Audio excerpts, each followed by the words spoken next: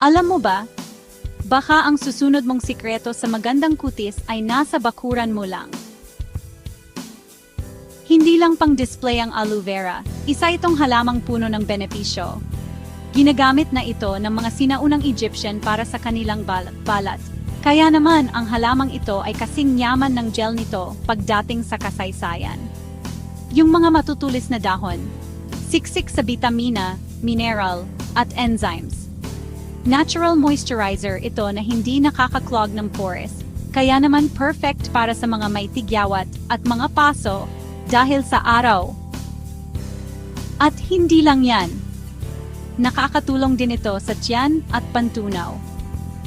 Pero teka, may isa pa, isa rin itong sustainable plant na nakakapagpaganda ng quality ng lupa at nakakatulong sa eco-friendly farming.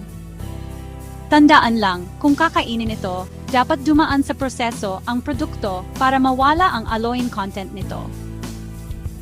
Kaya sa susunod na makakita ka ng aloe vera, alam mo na, saludo muna tayo. Hindi lang siya basta halaman, isa itong multitasker ng kalikasan.